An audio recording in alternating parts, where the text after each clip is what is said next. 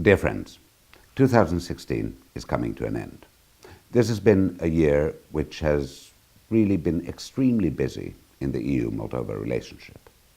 And I'm sure that many of you recall the conclusions of the Council of the European Union in February, where I think we send a quite strong message of how we saw our relationship. What were the reforms which were important? What were the things where attention should be focused?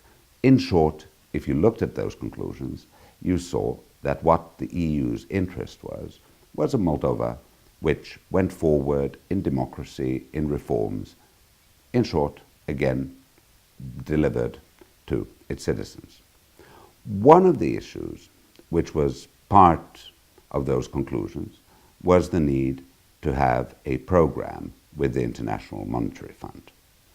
Now, we all know the situation around the banking sector, a lot of discussion over a quite large banking sector fraud, about 13% of the GDP.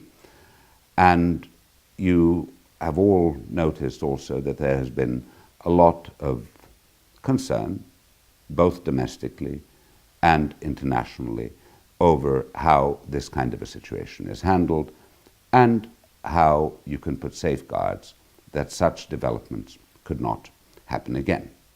One of the things which the European Union did at that stage was, when the banking fraud came public, was to put our budget support payments on hold.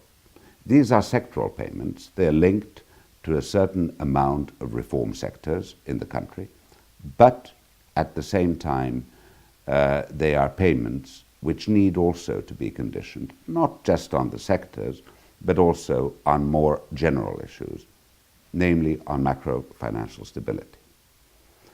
Now, the Republic of Moldova did manage, after negotiations and after the fulfillment of something which are called prior actions, to secure approval by the board of the International Monetary Fund for a 3-year country program on 7th of November 2016. From our viewpoint, this in fact meant that there was a framework in place which guaranteed a return to macrofinancial stability. If you look also at prior actions and at the program in more detail, a lot was said about banking sector governance, about banking supervision, the powers of the National Bank. These are issues which are there, which need to be looked at in order to guarantee that that kind of developments, as was seen in the banking sector in 2014, could not happen again. The government of the Republic of Moldova has just received from the European Union an overall payment of 45.3 million euros. This payment was now possible because of the IMF program, because of meeting what we would call the general conditions of budget support payments. That means the transparency of the budgetary process, a framework in terms of banking supervision and others, which you see through the IMF program, and in that a restoration of trust. Now, let me also underline that we will be continuing to look at the implementation of the IMF program, because it is very important that future reforms which are contained in that program are really done and the program stays on track. But at this moment, we were able to resume these payments. Now, let me talk about the 4 sectoral budget support programs within which payments have been made. They are not new programs. They were agreed before 2014, so this is not new budget support. This is, in fact, the resumption of payments on old programs which had already been started. In the case of one program, which is called the Economic Stimulation of Rural Areas, we in fact made our final payment. This has been one of our best performing budget support programs, one where I dare say the Moldovan citizens have felt the biggest tangible benefit. Under this tranche, under this last payment, we covered costs for the construction of 2 business incubators for programs which had created almost 200 new businesses, as well as support to national initiatives for youth, or a program which I particularly much like, which is called Pare 1+1. This is a program for entrepreneurs returning from migration, returning home, putting 50% of their own funding and getting 50% of funding from the Pare 1+1 program. So this is the first of the programs where we now were able to resume payments. The second program is related to overall public finance management in the Republic of Moldova. It's known as the Public Finance Policy Reform Program, and what we have achieved under this period for which the payment is being made has been the strengthening of fiscal governance, initiating a reform of public accounting, enhancing debt management, and supporting medium-term budgetary planning. In other terms, in making the budgetary process more strategic, more forward-looking, better tied to the overall goals of the country, to the overall development of the country in the medium term. The third program, and here we did an initial tranche, and this is one where I'm absolutely certain that Moldovan citizens, especially in the rural areas, will feel real, tangible results in the coming period. This program is called NPARD. It is an agriculture and rural development program which is relating to the modernization of livestock farms, of food establishments, and on the compliance with EU quality and animal product safety requirements. Now, this is also very closely related to the deep and comprehensive free trade area. We have opened the largest and richest market in the world to Moldovan exporters.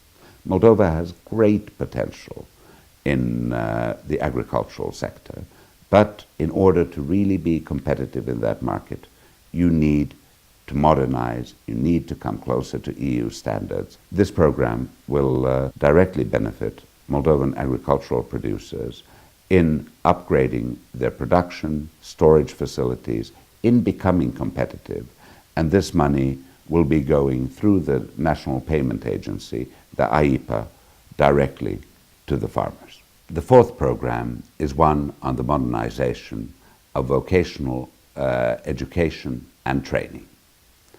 This is really a field in which it's important for the Republic of Moldova to invest.